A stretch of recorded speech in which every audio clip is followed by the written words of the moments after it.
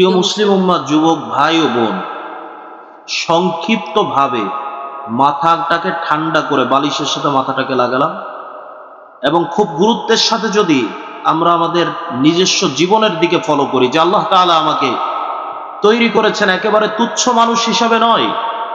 নিঃসন্দেহে আমি আল্লাহ তাআলার তরফ থেকে দুনিয়ায় এসেছি এবং আল্লাহ তাআলার হুকুমে তার কাছেই আমাকে ফিরে যেতে হবে। কুল্লু নাফসিন যায়িকাতুল মাউত। আল্লাহ তাআলা যখন জীবন আমাকে দিয়েছেন, এই জীবনের মৌত আমার হবেই সুনিশ্চিত। কেউ আজ চলে গিয়েছে, কেউ গত হয়ে গিয়েছে কয়েকদিন পূর্বে, কয়েক বছর পূর্বে, কয়েক মাস পূর্বে, কয়েক যুগ পূর্বে।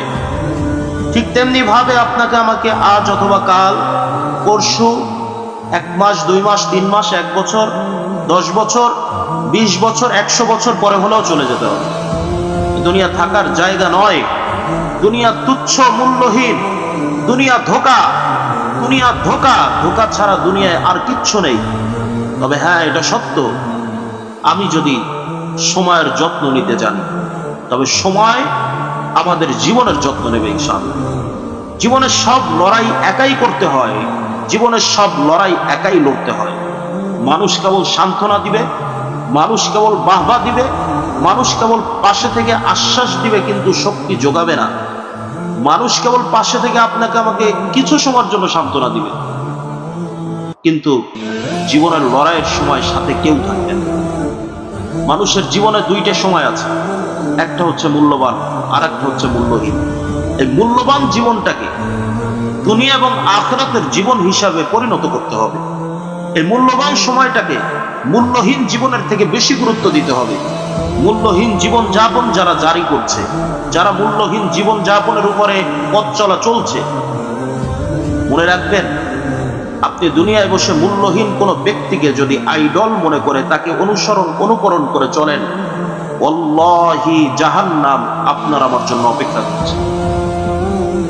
কিন্তু মূল্যহীন মানুষটাকে যদি তুচ্ছ মনে করে আইডল হিসাবে বিশ্বনবী মুহাম্মদ আরবি সাল্লাল্লাহু আলাইহি ওয়াসাল্লামকে আমি অনুসরণ করি, যদি আবু বকর সিদ্দিক রাদিয়াল্লাহু তাআলা আনহুর মতো একজন বিশেষ ব্যক্তিকে আমি অনুসরণ করি, যদি আমি হযরত ওমর ফারুক রাদিয়াল্লাহু তাআলা আনহুর মতো মহান ব্যক্তিকে অনুসরণ করি, যদি আমি হযরত আলী রাদিয়াল্লাহু তাআলা আনহুর মতো মহান ব্যক্তিকে অনুসরণ করি, যদি আমি ওসমান রাদিয়াল্লাহু তাআলা আনহুর মতো মহান মানবকে আমি অনুসরণ করি, আর আমার গাইডলাইন হিসাবে আল্লাহ তাআলা যে কোরআনুল কারীমকে নাজিল করেছেন, এই কোরআনটাকে যদি আঁকড়ে ধরে রাসূলের সুন্নাহ মোতাবেক যদি আমি জীবন যাপন করতে পারি, নিঃসন্দেহে আপনার আমার জীবন কামিয়াবি একটি জীবন।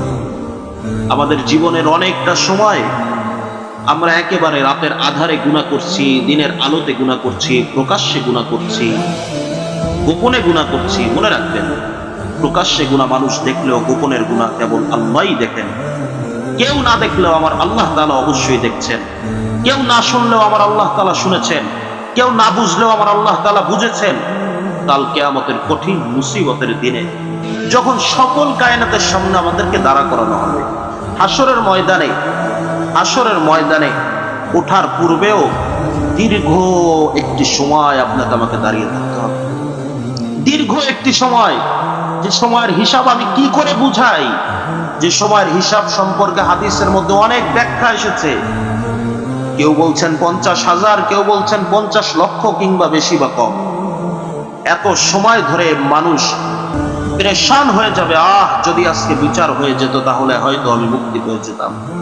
কিন্তু বিচার হবে না, অপেক্ষা করতে হবে। মানুষ ছুটবে, হযরত আদম আলাইহিস সালাতু ওয়াস সালামের নিকট ছুটবে, মানুষ ছুটবে আদম থেকে ফিরে গিয়ে হযরত নূহ আলাইহিস সালাতু ওয়াস সালামের নিকট ছুটবে, সেখান থেকে ফিরে গিয়ে হযরত ইব্রাহিম আলাইহিস সালাতু ওয়াস সালামের নিকট মানুষ দৌড়াবে, সেখান থেকে মানুষ ফিরে গিয়ে হযরত মুসা আলাইহিস সালাতু ওয়াস সালামের নিকট চলে যাবে, সেখান থেকে ফিরে গিয়ে হযরত ঈসা আলাইহিস সালাতু ওয়াস সালামের কাছে মানুষ ছুটে যাবে, সেখান থেকে ফিরে গিয়ে হযরত মুহাম্মদুর রাসূলুল্লাহ সাল্লাল্লাহু আলাইহি ওয়াসাল্লামের নিকট সুপারিশের জন্য করজোর অনুরোধ করবে।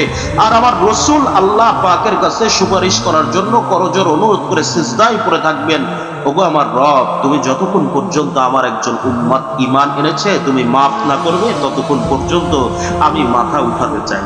সুবহানাল্লাহ।